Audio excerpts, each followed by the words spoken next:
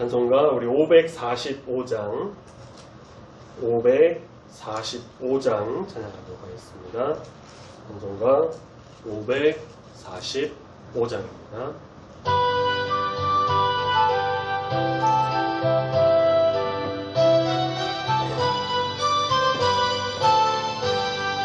이 눈에 아무 증거하니 배어도 믿음만을 가지고 손을 걸으면 이 귀에 아무 소리 아니 들려도 하나님의 약속 위에 서리라.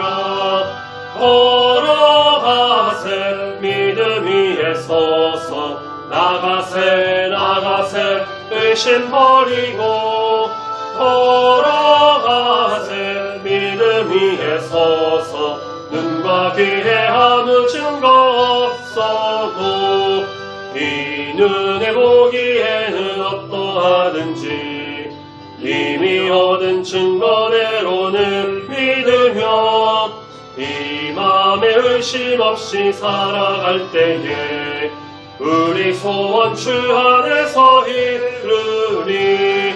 걸어가세 믿음 위에 서서 나가세 의심 버리고 걸어가세 믿음 위에 서서 눈과 귀에 아무 증거 없어도 주님의 거룩함을 두고 맹세한 주 하나님 아버지는 참 이쁘다. 그 귀한 모든 약속 믿는 자에게 능치 못할 무슨 일이 있을까. 걸어가세 믿음 위에 서서 나가세 의심 버리고 걸어가세 믿음 위에 서서 눈과 귀에 아무 증거 없어도.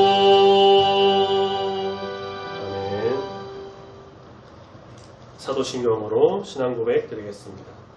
전능하사 천지를 만드신 하나님 아버지를 내가 믿사오며 그 외아들 우리 주 예수 그리스도를 믿사오니 이는 성령으로 잉태하사 동정녀 마리아에게 나시고 본디오 빌라도에게 고난을 받으사 십자가에 못 박혀 죽으시고 장사한 지 사흘 만에 죽은 자 가운데서 다시 살아나시며 하늘에 오르사 전능하신 하나님 우편에 앉아 계시다가 저리로서 산자와 죽은 자를 심판하러 오시리라.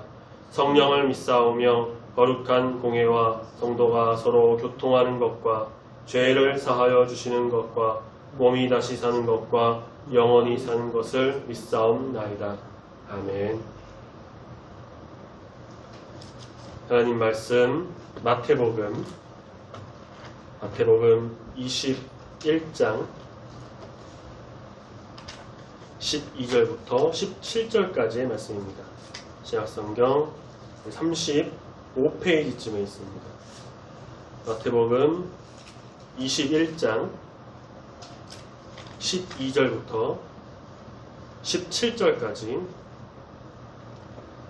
말씀 찾으셨으면 한 목소리로 함께 읽겠습니다. 시작.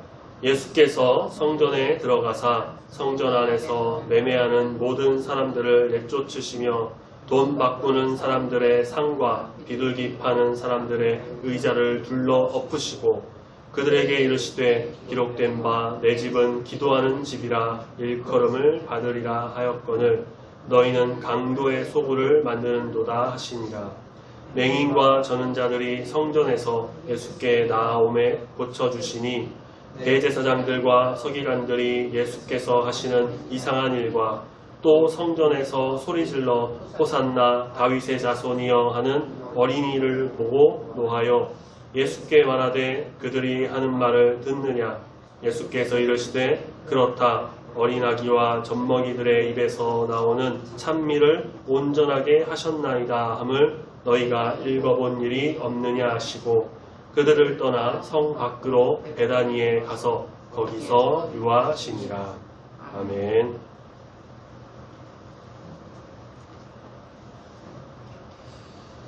예수님께서 이제 예루살렘에 들어오시고 그 성에서의 어떤 본격적인 사역이 시작이 됩니다. 가장 먼저 방문하신 곳은 성전이었어요. 예루살렘 성전은 이전에 주일 오전 예배 시간에 에스라 말씀 보면서 잠깐 언급했었는데, 솔로몬 성전 그리고 포로 귀환 후에 스룹바벨 성전 다음에 지어진 제3성전으로 헤롯 성전이라고도 불리는 그런 성전입니다. 요한복음 2장에 보면은 오늘 말씀과 같은 내용이 나오는데요. 거기서 예수님께서 요한복음 2장 19절에 너희가 이 성전을 헐라 내가 사흘 동안 일으키리라 라고 말씀하십니다. 이것은 예수님의 어떤 죽음과 성전 되신 예수님의 죽음과 사흘 뒤에 부활하실 것을 말씀하신 것인데, 근데 유대인들은 그걸 모르고선 이렇게 말하죠. 요한복음 2장 20절에 이 성전은 46년 동안 지었거늘 너희가 3일 동안 일으키겠느냐. 그러니까 무려 46년에 걸쳐서 지은 성전이라는 것이죠.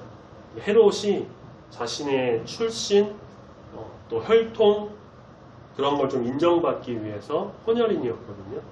그리고 유대인들의 좀 환심을 사기 위해서 대대적으로 지은 성전인데, 예수님께서 지금 그 성전에 이제 오신 겁니다. 성전은 성소와 지성소를 비롯해서 그것을 둘러싸고 있는 약 한 4만 평 정도의 아주 거대한 공간입니다. 첫 번째 사건은 성전 뜰에서 일어난 것으로 보입니다. 이른바 성전 청결 사건이라고 불리는데, 사복음서 모두 나오는 소개가 되는 중요한 사건이에요. 이 사건에 두는 비중은 중요하지만 그 다루는 어떠한 분량, 비중은요, 복음서마다 조금씩 달라요. 마태복음과 누가복음에서는 2절 정도로, 오늘 보면 12절, 13절, 누가복음도 이렇게 좀 짧게 전달하는데, 마가복음에서는 예수님께서 오후에 성전에 잠깐 방문하셨다가 다음 날에 또 다시 성전에 와서 이렇게 하신 것으로 보고를 합니다. 그러니까 성전 뜰에서는요, 당시 이제 6월절인데 6월절 제물 파는 그 장사치들이 이제 자리를 잡았고요. 6월절 제물을 이제 팔려고요. 그 성전 화폐가 따로 있었기 때문에 환전상들이 그 좌판을 깔았다고 합니다. 당시 20세 이상의 성인 남성, 유대 남자들은요, 반세겔이라고 하는 돈을 성전세로 내야만 했습니다. 특히 이제 6월절에는 또 납부해야 하는 그 성전세를 걷는 사람들이 그 따로 또 있었는데, 이들은 로마 돈을 주로 세겔로 바꿔주는 그런 환전의 일도 했어요. 그러니까 이 뜰에, 성전 뜰의 모습이 어떨까요? 어디서는 막 재물, 동물, 뭐 양, 비둘기 막 사고 팔고 있고, 또 여기서는 또 돈을 바꿔주고 있고, 그러니까 그런 사람들로 북적거리고, 그러니까 성전 뜰이 성전이라기보다는 시장통이 따로 없었겠죠. 재물을 사고 팔고 환전하는 일에는요, 언제나 불법이 개입하기 마련입니다. 예수님은 이런 매매상들과 환전상들을 막 다 내쫓으셨던 겁니다. 요한복음 말씀에 보면요, 예수님께서 노끈으로 채찍을 만들어서 소와 짐승들을 내쫓으셨다라고 기록을 해요. 자, 그런데 우리가 여기서 하나하나 생각해 볼 게 있는데요. 사실 몰라도 상관은 없지만 알면 좋은, 그리고 알고 있으면 우리가 좀 알고 있다가 언젠가 누가 좀 이렇게 물어봤을 때 좀 답할 수 있는, 그러니까 이 사건이 성전 청결 사건이 사복음서에 다 있다고 했잖아요. 마태, 마가, 누가복음, 흔히 이제 공관복음이라고 불리는 이 세 복음서에서는요, 예수님의 성전 청결 사건이 예수님 사역 후반부, 예루살렘 입성하시면서 일어난 사건이라고 이제 소개가 됩니다. 마태복음 오늘 우리가 본 21장, 동일한 내용의 누가복음 11장, 마가복음 11장, 누가복음은 19장. 말씀 좀 뒷부분에 기록이 되어 있죠. 반면에 요한복음 말씀은요, 아까도 잠깐 말씀드렸지만 2장에, 요한복음 2장 13절에서 예수님이 성전 청결하는 사건이 등장을 해요. 그러니까 말씀 완전 초안부에 기록이 되었다는 거죠. 아무리 요한이 이 세 복음서들과는 좀 다른, 그리고 거기서 다루지 않은 그런 내용들을 좀 언급하고 있다고 해도 이 시간 차이가 너무 나는 게 좀 이상하다. 그렇게 성경학자와 비평가들이 이 말씀을 봐왔습니다. 그래서 이 사건이 예수님 사역 초반에 요한복음에서 언급하는 사역 초반에 한 번, 또 마태, 마가, 누가에서 언급하는 사역 후반에 한 번, 그렇게 성전 청결 사건이 예수님 생애 동안에 2번 있었다라고 주장하기도 합니다. 그럴 수도 있지만, 근데 그렇다면 왜 복음서에서 2번을 언급하지 않았을까? 그 어느 복음서에서도 이 사건을 2번 언급하지 않습니다. 그래서 좀 더 신빙성이 있는 주장이 뭐냐? 요한이 이 복음서를 기록할 때 의도적으로 예수님 그 사역 후반부에 있었던 그 사건을 의도적으로 앞으로 당겨서 기록을 했다라는 거예요. 그러니까 그 내용과 요한의 어떠한 요한의 신학, 의미, 그런 것을 좀 다 다뤄보기에는 시간이 좀 부족해서 다 보진 못하지만, 요한이 복음서를 기록할 때 예수님의 그 어떤 사건들을 무조건 시간 순서대로, 역사의 흐름대로 기록한 것이 아니라 때에 따라서는 좀 순서를 바꿔서 자신의 신학과 어떤 의미를 좀 부여하면서 복음서를 적어냈고, 또 예수님의 어떤 메시아 되심을 이런 부분에 좀 드러냈다는 거예요. 본 사건이요, 예수님의 메시아 되심을 확실하게 드러나는 사건인데, 왜냐하면 성전을 청결하게 하실 수 있는 사람은 바로 그 성전의 주인 되시는 메시아, 예수님밖에 없기 때문입니다. 그래서 지금 요한이 우리가 봤을 때는 요한이 자기의 신학, 그리고 예수님의 메시아 되심을 드러내기 위해서 어떤 그런 장치의 일부분으로 이 사건을 의도적으로 말씀 초반에 기록을 했다라는 것. 그렇다면은 이 사건은 시간상으로 봤을 때 예수님 사역 후반부에 일어났고 요한만 이렇게 앞당겼다. 2번 일어났다기보다는 이렇게 한 번이지만 요한이 그렇게 기록했다라고 우리가 좀 볼 수가 있는 겁니다. 자, 우리가 이렇게 복음서에서 나오는 성전 청결 사건 시간 순서가 조금 다르지만 예수님의 이 행동은요, 좀 굉장히 대단히 좀 충격적인 사건이고요, 좀 혁명적인 사건이라고 볼 수가 있습니다. 지금껏 보아왔던 예수님의 어떤 성품, 그런 것과 대조가 되기 때문이에요. 인자하시고 사랑이 많은 성품. 특히 메시아 사역을 좀 은밀하게 진행하셨는데 여기서는 아주 공개적이고 과감하기까지 합니다. 예수님께서 분노를 일으키시는, 의로운 분노, 의분이라고 하는데, 그래도 분노를 일으키신 게 조금 당황스럽기도 하지만 우리가 그 의미를 놓쳐서는 안 되겠죠. 왜 그러셨는가? 오랫동안 거대한 상권이 여기에 계속 형성되었기 때문에 예수님이 한 공간에서 난동을 부리셨다고 해갖고 매매가 중단되고 상인들이 막 다 철수하고 그걸 기대하기는 어려울 겁니다. 게다가 넓었으니까요. 아까 말씀드렸죠. 성전 전체가 한 4만 평 되는데 이 성전 뜰만 1만 8천 평 정도 됐다고 합니다. 굉장히 넓은 곳인데 예수님의 이 행위는 그 자체만으로도 상징적 의미를 갖습니다. 무엇이냐? 예수님께서 우리 13절 말씀, 기록된 바 내 집은 기도하는 집이다, 그렇게 일컬음을 받았다라고 하는 이사야 56장 7절 말씀, 또 강도의 속을 만들어냈다라고 하신 예레미야 7장 11절 말씀을 인용하셔서 자신의 행동이 갖는 상징적 의미를 공개하시고요, 구약의 말씀을 성취하시고요, 이것은 타락한 성전 중심의 유대교의 종말이 가까이 왔음을 알리는 행위였습니다. 그러니까 제사 제도와 장로들의 전통, 그런 건 정말 철저히 지켰지만 하나님을 향한 그 참 신앙과 경건은 사라진 지 오래됐던 것이죠. 성전 기능이 마비된 지 오래되었습니다. 성전은 더 이상 하나님의 영광이 머무는 자리가 아니라 강도의 속을, 아까 말씀드렸죠, 불법이 성행한다고, 그런 곳에서는 장사치의 난장판이 됐고요, 종교 지도자들의 탐욕과 권력의 수단으로 전락했습니다. 왜냐? 그런 어떠한 장사들이 하는 사람들이 장사를 하려면 그 자릿세도 은근히 내야 되거든요. 알게 모르게. 그 자릿세를 누구한테 낼까요? 종교 지도자한테 내는 것이죠. 이러한 탐욕과 권력의 수단, 타락한 곳, 가장 거룩한 자리가 타락하자 가장 위험한 자리가 되어버렸습니다. 예수님은 타락한 성전 종교의 종말을 보하고 자신의 몸을 성전으로 대체하실 것을 이 행동으로 보여주셨던 것이에요. 성전 뜰에서 이 소동이 벌어진 후에 말씀 14절에 보니까 곧바로 등장하는 이 맹인과 전은자들의 치유 사건, 이게 좀 독특한 게요. 공간복음에서 유일하게 예루살렘에서 행하신 예수님의 치유 사건이기 때문입니다. 다 그 앞서서는 예루살렘이 아닌 곳이었는데 예루살렘에서 이렇게 하신 치유 사건 유일한데 굉장히 짧게 나와요. 14절에 한 절. 단 한 절만 기록하고 있습니다. 굉장히 간략하게 소개되지만 그것이 가져오는 파장은 만만치 않은 것이었습니다. 얼마 되지 않은 시간 전에 예수님께서 성 예루살렘 입성하실 때 같이 따르던 무리들이 외쳤습니다. 그 구호. 지금 성전 안에서 아이들이 그대로 따라 외칩니다. 15절에 호산나 다윗의 자손이. 아이들이 그렇게 외쳤죠. 이처럼 성전 안에서 벌어지는 좀 범상치 않은 일들에 종교 지도자들이 당황했어요.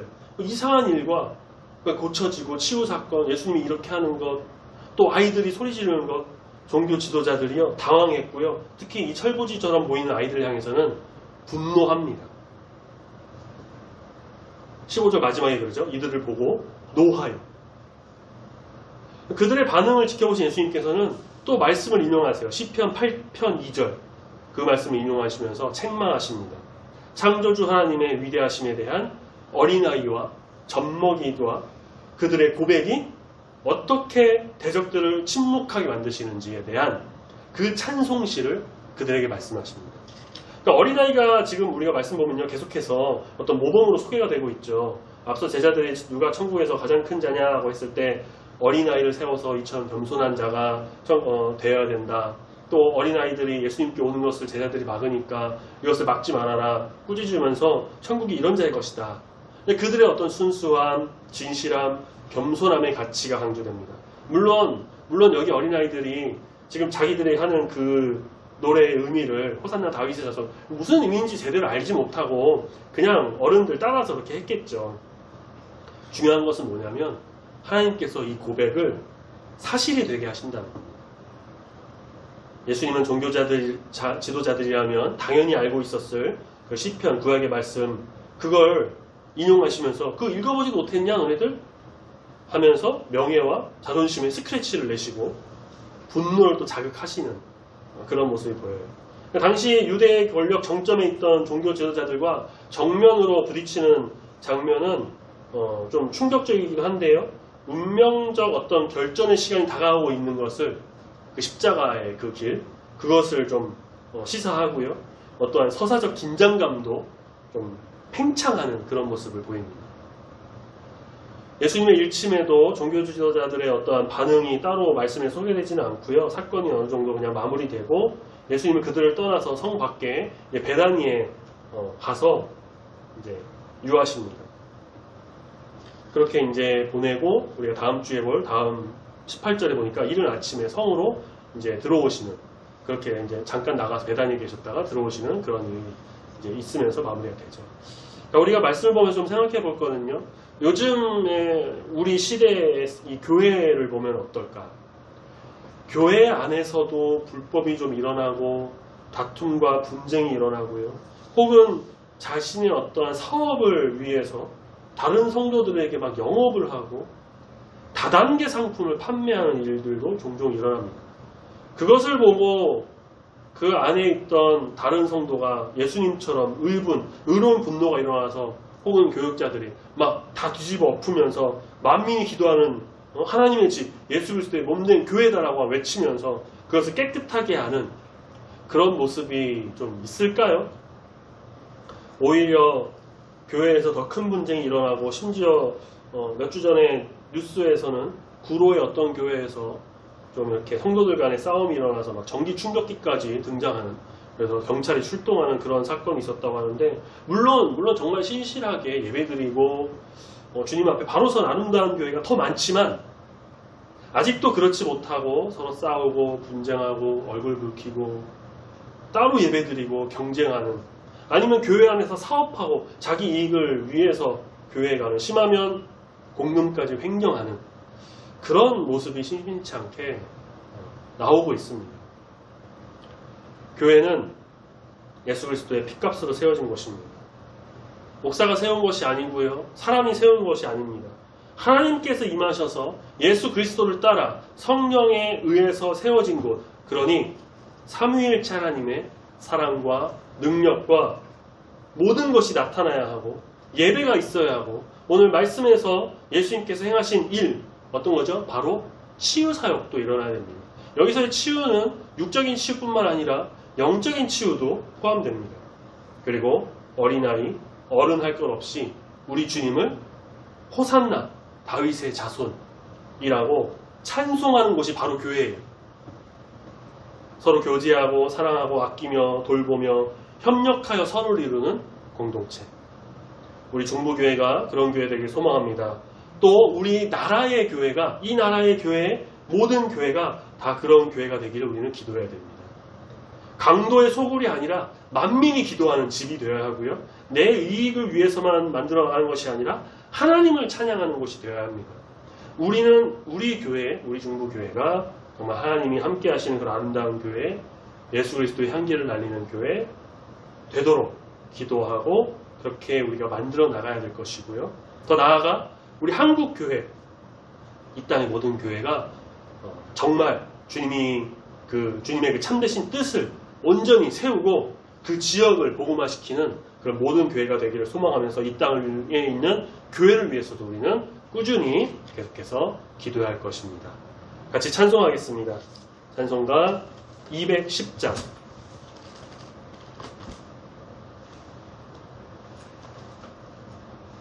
찬송가 우리 210장 찬양하겠습니다.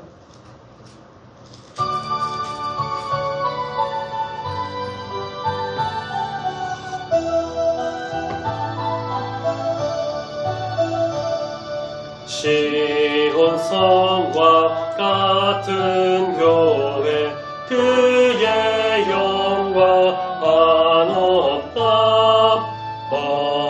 허락하신 말씀대로 주가 친히 세웠다.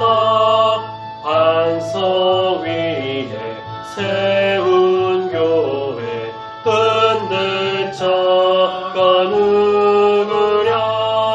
모든 원수 애워싸도 아무 근심 없도다. 생명샘이 솟아나와 모든 성도 마시니 언제든지 흘러넘쳐 부족함이 없도다. 이런 물이 흘러가니 목마를 자느으랴. 주의 은혜 풍족하여 넘치고도 넘친다. 주의 은혜 내가 받아 시온 백성 되는 때, 세상 사람 이방에도 주를 찬송하리라.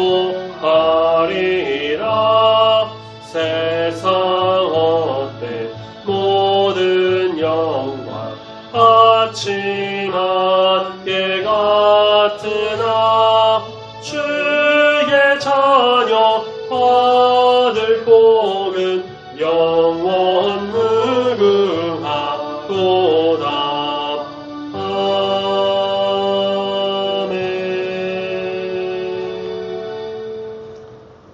기도하겠습니다. 사랑의 하나님 아버지, 더운 날씨와 또 비가 오는 날씨 속에서도 주의 전 잊지 않고 나와 이 수요일 시간에 예배드리고 특별히 마태복음 말씀을 묵상하며 우리 예수님의 그 사역, 마지막 예루살렘에서의 그 사역의 모습을 보며 말씀 속에서 주시는 은혜를 깨닫게 해주시니 주님 감사합니다. 예수님께서는 예루살렘 성전에서 가축을 팔고 돈을 바꾸는 자들을 뒤엎으시며 만민이 기도하는 집을 강도의 속으로 만들었다라고 의분을 내셨고, 그 안에 있던 몸이 불편한 자들을 또 고치셨으며 종교 지도자들을 향해서는 꾸짖으며 말씀하시는 것을 우리가 보게 됩니다. 주님, 우리 교회가 세상의 모습과 인간의 악함으로 인해 강도의 소굴이 되지 않고 오직 주님만을 찬양하고 예배하며 주님을 높이며 서로 사랑하고 돕고 함께하는 정말 만민이 기도하는 집, 주님의 몸된 교회, 성령 충만한 교회가 되기를 소망합니다. 더욱 주님의 뜻을 따르며 주님의 그 비전을 세우는 우리 교회 되어 이 지역을 밝히는 놀라운 사명 감당하기를 소망하오니 함께하여 주시옵소서. 또한 주님, 이 땅의 모든 교회가 정말 주님께서 세우심으로 인해 주의 뜻을 온전히 이루어나가고 있지만 그 중에는 안타깝게도 강도의 소굴로 변해 정말 안 좋은 모습을 보여주는 것도 있습니다. 주님, 이 땅 우리나라의 교회가 정말 정신 차리고 믿는 자들이 정신 차려 주님 앞에 바로 서서 기도함으로 깨어 말씀을 따라 전진하는 모든 교회가 되기를 소망합니다. 그래서 세상 사람들에게 욕을 먹는 것이 아니라 사도행전의 초대교회처럼 칭찬받는 교회, 주님의 사랑을 전하고 그리스도의 향기를 날려 아름다운 소문이 퍼져 이 땅을 변화시키는 우리 모든 교회가 다 되길 소망하오니 함께 하시고 붙들어 인도하여 주시옵소서. 주님 감사합니다. 남은 한 주간도 지켜주시고 언제 어디서나 우리 주님 바라보며 동행하며 주님께 영광 올려드리는 귀한 삶 살기를 소망합니다. 함께 하심 믿고 감사드리며 사랑이 많으신 예수님의 이름으로 기도드립니다. 아멘. 하늘에 계신 우리 아버지여, 이름이 거룩히 여김을 받으시오며 나라가 임하시오며 뜻이 하늘에서 이루어진 것 같이 땅에서도 이루어지이다. 오늘날 우리에게 일용할 양식을 주옵시고 우리가 우리에게 죄 지은 자를 사하여 준 것 같이 우리 죄를 사하여 주옵시고 우리를 시험에 들게 하지 마옵시고 다만 악에서 구하옵소서. 내게 나라와 권세와 영광이 아버지께 영원히 있사옵나이다. 아멘.